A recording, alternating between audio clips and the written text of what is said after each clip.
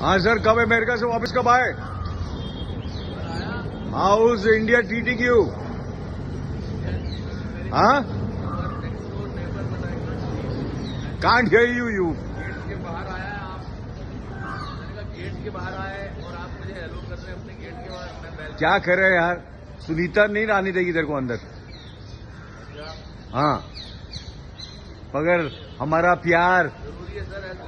तेरे घर के सामने एक घर बनाऊंगा, तेरे घर के सामने। क्या बात है, क्या बात है। अच्छा लग रहा है आप। दोस्तों, मेरे को एक बात समझ में नहीं आती, नहीं इनफैक्ट समझ में आती है, लेकिन मैं डिस्कशन करना चाहता हूं ताकि थोड़ी क्लैरिटी हो जाए। तो ये जो लोग आजादी आजादी के नारे लगाते हैं, ये क्या कहना चाहते हैं? क्योंकि देश तो हमारा 15 अगस्त 1947 को आजाद हो गया था और उसके लिए हमने बहुत मेहनत की थी। हमारे पूर्वजों ने, हमारे नेताओं ने बहुत बलिदान दिया, बहुत काम किया, बहुत खून बहाया, तब जाकर हमको आजादी मिली। सिर्फ नारे लगाने से नहीं लगी थी, उसके लिए बहुत कुछ किया था। तो अब जो ये नारे लग रहे हैं, और मैं और से फर्क समझता हूं, तो अब ये जो बोलते हैं हम क्या चाहते आजादी, अरे मनोवाद से आजादी, अरे भूखमरी से आजादी, अरे पूंजीपति से आजादी, अरे जाति पाति से आजादी, अरे वामपंथी, नहीं वामपंथी तो आजादी मांग रहे हैं, सॉरी गलती हो गई। तो भाई, अगर आपको ये ऐसी आजादी चाहिए तो इस आजादी को पाने के लिए आपको काम करना पड़ेगा। आपको भूखमरी से आजादी चाहिए तो आप उसके लिए काम करिए ताकि भूखमरी देश की हटे और लोगों को काम मिले। अगर आपको जाति पाति से आजादी चाहिए तो उसके लिए काम करिए। बहुत सारे लोगों ने काम किया था, लोगों में फैलाएं, ऐश मतलब पता लगे लोगों को। आप चाहते हैं कि नारे लगाने से सब कुछ हो जाए? नारे लगाने से क्यों होगा भाई? हर चीज को अगर आदमी यहीं घर बैठ के, आपको खाना तो नहीं मिलता ना ये बोल के कि मैं क्या चाहता हूं पिताजी, आजादी, अरे पराठे से आजादी, अरे मुझको चाहिए इससे आजादी, मुझको चाहिए बिरयानी से आजादी। ऐसे नहीं होगा, ऐसे नहीं हो सकता है।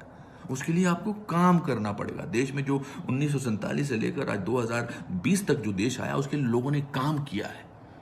आप भी काम करिए। ऐसे बैठकर 25-25 साल एक संस्थान में बैठकर आप चाहते हैं कि आज़ादी मिल जाए, ऐसा नहीं हो सकता है। मैं आपको इसका एग्जाम्पल देना चाहता हूँ।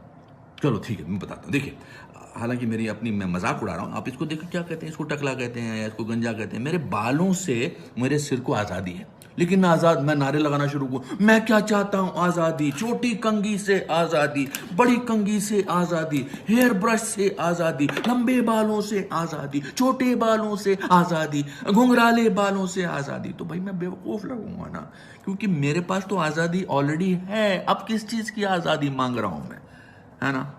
एग्जाम्पल मैंने दिया ना आपको। तो आपको अगर आजादी चाहिए तो उसके लिए काम करिए। तो ये शेयर करिए, सेंस ऑफ ह्यूमर इस्तेमाल करिए। आजादी धन्य है मेरे देश के कुछ महानुभाव, वाकई धन्य है। 72 साल से ट्रैफिक नियम समझ में नहीं आ रहे हैं। 72 साल से, 3 साल से जीएसटी कैसे भरना है ये भी नहीं समझ में आ रहा है। खुले में शौच नहीं करें, ये सिखाने में अरबों का विज्ञापन करना पड़ता है। लेकिन सीएए, सिटीजनशिप अमेंडमेंट एक्ट, 2 दिन में समझ गए दोस्तों। NRC, national register of citizens, आने से पहले ही समझ में गए हैं। क्या मैं भी बोल रहा हूं, समझ गए हैं। है कि नहीं कमाल? शेयर करो।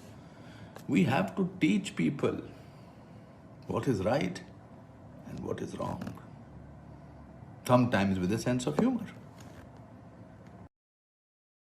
नमस्कार दोस्तों, पिछले 6 सालों में कुछ खास किस्म के लोगों ने पूरी कोशिश की है कि किसी भी तरीके से एक डेमोक्रेटिक तरीके से चुनी हुई बहुमत की सरकार को डिस्टेबलाइज कैसे किया जा सके, उनकी क्रेडिबिलिटी को खत्म कैसे किया जा सके। और इसके बारे में एक बहुत ही प्लान्ड तरीके से इन्हीं गिने चुने लोगों द्वारा विशियस कैंपेन चलाए गए हैं। आपकी यादाश्त ताजा करने के लिए सुनिए ये कैंपेन्स क्या थे। आप जानते हैं, इंटॉलरेंस, अवार्ड वापसी, लिंचिंग, रफाल घोटाला, चौकीदार चोर है, वगैरह वगैरह। और इस सरकार और उन करोड़ों लोगों ने जिन्होंने इस सरकार को चुना है, उनकी उपलब्धियों को, जो कि देश की उपलब्धियां हैं, उन्हें क्रिटिसाइज किया है, उनका बहिष्कार किया है।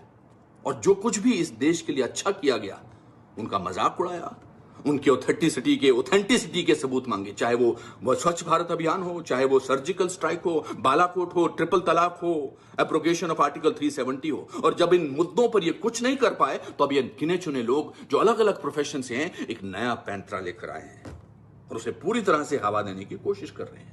ये छात्रों की आड़ में उनका इस्तेमाल करके हमारे देश को नुकसान पहुंचाने की कोशिश कर रहे हैं। कौन है ये लोग? दोस्तों, उन्हें पहचानना बिल्कुल मुश्किल नहीं। घूम फिर कर वही शक्लें सामने आती हैं। ये वही हैं जिन्हें देश की सेना से परेशानी है, जिन्हें हमारे राष्ट्रगान से दिक्कत है, नेशनल एंथम के लिए खड़ा होना चाहिए या नहीं, इसके लिए हमें बड़े बड़े लेक्चर देते हैं। ये देश के प्रधानमंत्री को खुलेआम गाली देते हैं या आर्मी चीफ को गाली देते हैं। ये दुश्मन देश की तरफ से बोलते हैं। ये देश के टुकड़े टुकड़े करने की बात करते हैं। ये आतंकवादियों को फांसी के तख्ते से बचाने के लिए आधी रात को सुप्रीम कोर्ट का दरवाजा खटखटाते हैं। ये वही लोग हैं जो सुप्रीम कोर्ट के फैसले का भी सबूत मांगते हैं। ये स्टूडेंट्स के आंदोलन में फ्री कश्मीर के बैनर्स लेकर खड़े होते हैं। ये विदेशी पेपर्स में देश की बुराइयां करते हैं। ये चंद लोग भारतीय होने के बावजूद दुनिया के सामने हम 130 करोड़ भारतीयों को बेइज्जत करना चाहते हैं। हम ऐसा नहीं होने देंगे। आप ऐसा नहीं होने देंगे। हम इनके इरादों को पूरा नहीं होने देंगे। ये हमें डिफेंसिव करने के लिए अलग अलग नाम बुलाते हैं, भक्त बुलाते हैं। हाँ, हम भक्त हैं। हम अपने देश के भक्त हैं। हम भारत के भक्त हैं और हम इनके मंसूबे पूरे नहीं होने देंगे। मैं जानता हूं। वंदे मातरम। जय हिंद।